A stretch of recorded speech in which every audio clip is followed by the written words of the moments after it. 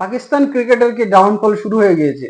কারণ আমরা দেখেছি যে বাংলাদেশ এবং পাকিস্তানের মধ্যে দুটি টেস্ট ম্যাচের হওয়ার কথা ছিল এবং দুটি টেস্ট ম্যাচ হয়েছিল, এবং সেখানে আমরা যদি দেখি যে বাংলাদেশ মানে আউটস্ট্যান্ডিং দুর্দান্ত পারফরমেন্স করেছে এবং 2-0 ব্যবধানে টেস্ট ম্যাচে কিন্তু পাকিস্তানকে পরাজিত করেছেন এবং হোয়াইট ওয়াশ যাকে বলে হোয়াইট ওয়াশ করে দিয়েছে।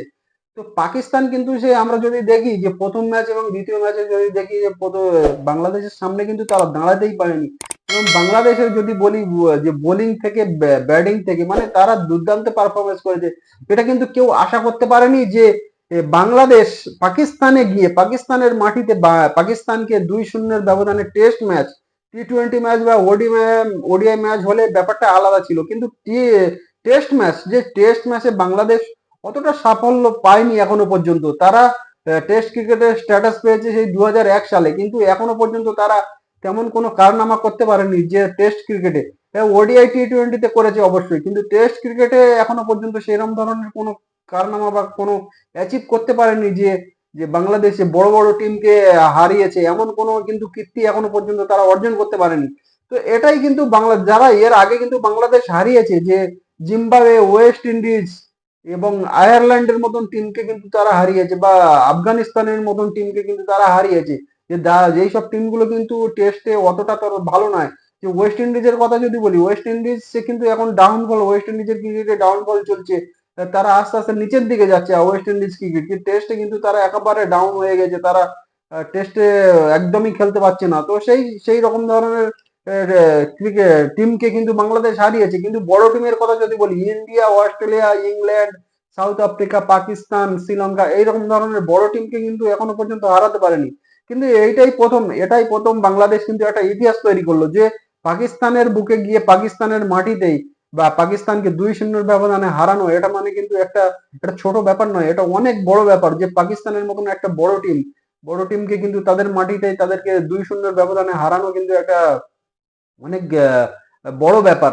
তো যদি পাকিস্তানের দিক থেকে দেখি যে পাকিস্তানের এই ডাউনফলের কারণ কি, পাকিস্তানের ডাউনফলের কারণ হচ্ছে তাদের নিজেদের মধ্যে একটা মতভেদ।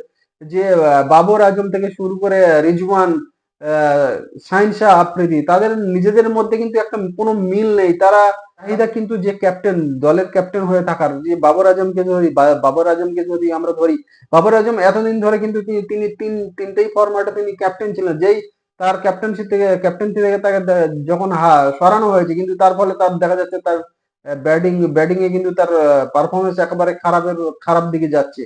তো তারা নিজেদের স্বার্থেই কিন্তু যে পাকিস্তানের যেসব প্লেয়াররা আছে, কিন্তু 4-5 জন প্লেয়ার বা 6 জন প্লেয়ার আছে, তারা নিজেদের স্বার্থেই কিন্তু তারা খেলে। তারা টিমের স্বার্থে কোনোদিনও খেলে না। তো যার ফলে পাকিস্তানের টিমে ধীরে ধীরে ডাউনফল হচ্ছে। তারা আহ যখন একটা টিম হয়ে যখন খেলবে, নিজেদের স্বার্থ ছেড়ে টিমের হয়ে যখন খেলবে, কিন্তু তখন টিম কিন্তু ভালো পারফরমেন্স করবে।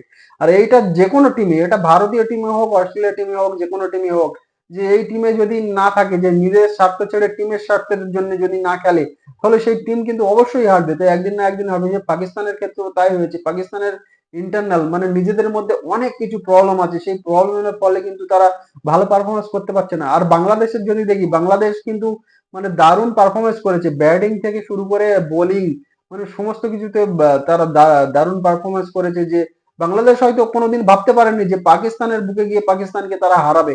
এটা মানে একটা স্বপ্নের মতন বাংলাদেশের জন্য। তো বাংলাদেশ যে অ্যাচিভটা করেছে, এটা কিন্তু ইতিহাসে লেখা থাকবে যে বাংলাদেশ একটা বড় টিমকে হারিয়েছে এবং হোয়াইট ওয়াশ করেছে, মানে এটা কোনো তুলনা হবে না।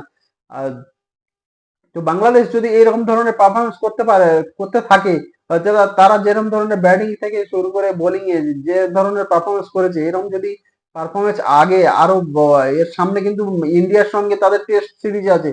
তো সেই টেস্ট সিরিজে যদি ভালো পারফরমেন্স করতে পারে এবং লিস্ট ইন্ডিয়াকে হারাতে না পারে, যদি কিছু একটা একটা যদি ড্র করতে পারে, তাহলে কিন্তু বাংলাদেশের জন্য একটা অনেক বড় প্রাপ্তি হবে। এবং বাংলাদেশ যদি এইভাবে পারফরমেন্স করতে থাকে, কিন্তু তাহলে আস্তে আস্তে আস্তে আস্তে বড় টিমের মতন তারা কিন্তু আস্তে আস্তে উপরের দিকে যাবে। তো এটা আমরা আশা করব যে বাংলাদেশ তারা ভালো পারফরমেন্স করে। তার জন্য কিন্তু বাংলাদেশকে আরো ভালো পারফরমেন্স করতে হবে, এবং যারা ব্যাটসম্যান আছে, ব্যাটসম্যানদের আরো ভালো পারফরমেন্স করতে হবে। শুধু পাকিস্তানের যে পরিস্থিতি, যে পাকিস্তানের পরিস্থিতির জন্য ঠিক আছে বাংলাদেশ তাকে হারিয়েছে, কিন্তু India, south Africa, England, Australia এইসব টিমগুলো যখন আসবে, এদের সামনে কিন্তু বাংলাদেশ আহ, আরো ভালো পারফরমেন্স করতে হবে। তো এই টিমগুলোকে হারাতে না পারুক, কিন্তু অ্যাটলিস্ট এদের হারাতে যদি না পারে, এদের সঙ্গে একটা লড়াই করার মতন পরিস্থিতি যদি তৈরি করতে পারে, সেটাই কিন্তু বাংলাদেশের জন্য অনেক বড় প্রাপ্তি হবে।